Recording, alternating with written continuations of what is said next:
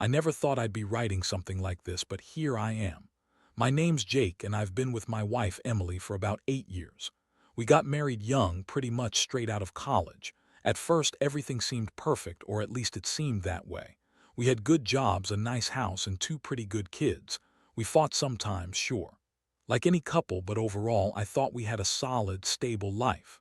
Lately, though, I'd started noticing little things that didn't add up. Emily was more irritable, snapping at me over nothing, and she's always been pretty bitchy but in a playful way. This was different. She'd come home late from work more often than usual, and when I asked her about it, she'd roll her eyes and say she was just busy or she had to stay late for some stupid meeting. She'd brush it off with sarcasm, call me paranoid. But I wasn't paranoid. I had this gnawing feeling that something was off, like I was missing pieces of the puzzle. Then there were the little things she'd do that made me question her fidelity. Her phone was always glued to her hand, and she'd hide it when I'd walk into the room. She'd suddenly become super secretive about her texts and calls, locking her phone whenever she saw me approaching. Once I caught her deleting messages at the dinner table. When I asked what she was doing, she snapped, "Stop being so nosy, it's nothing." I knew I was being paranoid, but I couldn't shake the feeling that she was hiding something. One day, I decided to check her phone. Nothing crazy, just a quick peek while she was in the shower. I figured maybe I'd find something, anything that would explain her behavior. I wasn't snooping to catch her cheating, not exactly. I just wanted to understand what was going on. When I unlocked her phone, I found texts with a number I didn't recognize, filled with flirtatious messages, a lot of "can't wait to see you again" and "last night was amazing." My stomach dropped. I immediately felt sick. I scrolled through more, and there were pictures. Not just a few, but several of her in what I now realize was his office. She was dressed differently in each, sometimes in lingerie, sometimes just her. Casual clothes, but always with that smug, confident look. It wasn't just a casual affair. It was clearly something she was hiding, something she thought she could get away with. Her texts confirmed it. They'd been seeing each other for weeks, maybe longer. That's when I knew. That's when everything changed. I couldn't believe what I was seeing. My wife Emily, the woman I'd trusted with my life, was cheating on me with our own therapist. I mean, I knew she'd been going to therapy for a while, but I never imagined this. It wasn't just an emotional affair either, the messages, the photos, the way she talked about him like he was some kind of savior. It was all laid out in front of me. My mind was racing, a million thoughts crashing into each other. At first, I just sat there, staring at the screen, my hands trembling. My heart pounded in my chest like I'd just run a marathon. I felt this cold wave of shock and betrayal, like someone had sucker punched me. It was a surreal moment.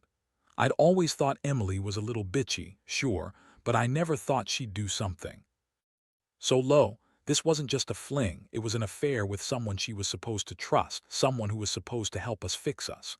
The worst part, I didn't want to believe it. I kept telling myself, no, this can't be real. Maybe it's some mistaken number or some joke.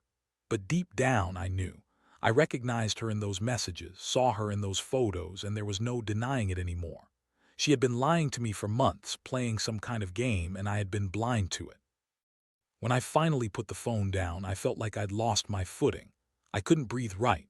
I stayed up all night, going back and forth, trying to come to terms with what I'd discovered. The betrayal hurt worse than any punch in the gut. I thought about all the times I'd been there for her, tried to support her, and this was how she repaid me. With another man, a man she was supposed to be seeing alone, not in a damn therapist's office. The next day, I knew I had to confront her. I couldn't keep pretending everything was fine. I had to hear it from her, get her to admit what I already knew, so I waited until she came home from work. She strutted in, acting like she owned the place, throwing her purse on the table and giving me that bitchy smirk she always wore when she was annoyed. I was seething, but I tried to keep my voice steady. I told her I knew about the messages and the photos. I told her I saw everything. Her reaction: she scoffed, rolled her eyes, and said I was paranoid, that I'd misunderstood, that it was all a mistake. I knew she was lying. I could see the fake toughness in her eyes, the way she tried to brush it off like it was nothing, but I wasn't buying it. I could feel the anger boiling over, but I kept my cool, at least for a while. Inside, I was screaming. How could she do this? How could she lie so easily? She was good at it too, bitchy, manipulative, always full of excuses. "You're overreacting," she said. "You don't know what you're talking about. You're crazy." But I knew better. I knew the truth, and it hit me like a freight train. After she finished her ridiculous denial, I just looked at her and felt this surge of rage I couldn't contain. I wanted to shake her, scream at how much she'd betrayed me, but instead, I kept my voice calm, cold. I told her I'd seen enough, that I wasn't going to let her bullshit me anymore. I told her I knew she'd been fucking our therapist, that I'd found proof, and that I wasn't going to be played like a damn fool. Her face paled, but she immediately went into full attack mode. She started calling me crazy, saying I was paranoid, accusing me of snooping and invading her privacy. "It's not what it looks like," she snapped. "You're just jealous. You're insecure. Maybe if you weren't so boring, I wouldn't need to find excitement elsewhere."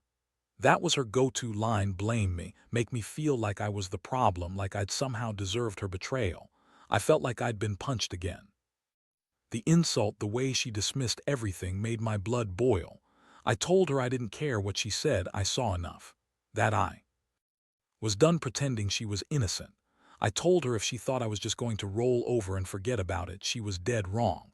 I wanted her to understand how deep her lies cut, how much she destroyed our marriage with her bullshit. She looked at me with that bitchy smirk, like she was proud of herself, like she'd won some petty game. "Whatever," she said coldly. "You'll forget about this in a week. You're just overreacting. You always do." But I couldn't forget, not then and not now. That moment marked the beginning of a new chapter, one filled with anger, pain, and a burning desire to get justice for myself. I left her there, standing in the kitchen, her usual smug look replaced with a flicker of fear I hadn't seen before. I knew I couldn't just walk away. I had to decide what I was going to do next. I wasn't going to let her bullshit her way out of this, not anymore. I was furious, hurt, and above all, betrayed. But I also knew I had to be smart. I couldn't let her manipulate me into doing something reckless. Needed a plan, a way to make her pay for what she'd done, not just emotionally, but in a way that she'd never see coming. The next few days were a blur. I couldn't sleep, couldn't eat. Every time I closed my eyes, I saw her in that office with him, that smug look on her face, the way she'd lied so effortlessly. My mind kept circling back to what I'd discovered, trying to find some way to make sense of it all. I knew I couldn't stay silent, not after what I'd found. But I also didn't want to jump into something reckless without thinking it through. I started plotting quietly. I wasn't just going to confront her again. I wanted to make her regret every second she'd betrayed me. I decided I needed proof beyond just her texts and photos. I needed to show her what she'd done, make her see the pain she caused. I became obsessed with finding a way to make her feel as miserable as I did, but without losing my sense of control. I remembered hearing about some software that could record her phone calls secretly. I didn't want her to know I was doing this, but I needed evidence. I set it up, and for the next few days I listened to her conversations, her sneaky lies, her bitchy tone when she was talking about me or her therapist. Each call made my blood boil more. I learned she was planning to meet him again, maybe even tonight. That was the last straw. I knew I had to act fast. I arranged for a little surprise of my own. I reached out to our therapist, the real one, the one she'd been seeing before she started lying, and told him everything. I wanted him to know what she'd been doing behind his back with him in his office. I told him I had proof and asked if he could help me prove what she was up to. The guy was a little hesitant at first, but I could tell he was disturbed by what I told him. He agreed to help, secretly recording their next meeting. That night I waited in the dark, a mixture of adrenaline and pure hatred coursing through me. When Emily left the house, I followed her, keeping a safe distance. She went straight to that office, and I watched through the window as she slipped inside with her little bag of tricks. I knew I'd finally caught her, and I felt a strange sense of satisfaction. This was her comeuppance, her own damn fault for playing with fire. I stayed outside, listening on my phone as the therapist confronted her, told her he knew she'd been lying, cheating, and sneaking around. I could hear her trying to deny everything, calling it a misunderstanding, blaming me, calling me insecure. But I knew the truth. She was a liar, a bitch, and a slut. I wanted her to feel what I was feeling: humiliated, betrayed, and helpless. I stayed hidden until the meeting ended, then slipped back home, feeling like I'd finally turned the tables. The next morning, I played her the recordings. Her face went pale and she started stammering, trying to deny it all. But I had her dead to rights. I showed her the proof, the messages, the photos, everything. That's when she finally broke down, crying and screaming, trying to lie her way out of it. But I wasn't having any of it anymore. She'd pushed me to the limit, and I knew I had to decide what to do next. I was done being a pushover. I wanted justice, and I was prepared to fight for it. After I showed her those recordings and proof, her facade cracked completely. Emily's bitchy, manipulative mask fell away, replaced by raw panic. She started crying hysterically, claiming she didn't mean for it to happen, that she was just confused, that she loved me but was weak and stupid. It was all bullshit, of course. I knew her too well. She always had a way of twisting things, making herself the victim, blaming everyone else for her mistakes. I sat there, feeling numb but furious. I'd never thought I'd see her like this, broken, desperate, begging for mercy. It was a strange feeling, watching her crumble after all the lies and betrayal. I wanted to yell, to scream, to tell her how much she'd ruined everything. But I just sat there, silent, letting her drown in her own tears. I knew I had the power now, and I wasn't going to be the fool anymore. I told her she had to leave, not just the house, but my life. I told her I wasn't going to stay married to a wife who cheated with our therapist and lied to my face. She begged, pleaded, promised she'd change, that she loved me, that she'd end everything with him. But I'd heard enough. I'd given her too many chances, and she'd thrown them all away with her bitchy attitude and lies. I made her pack her things and leave that same day. Watching her walk out that door, I felt a strange mix of relief and heartbreak.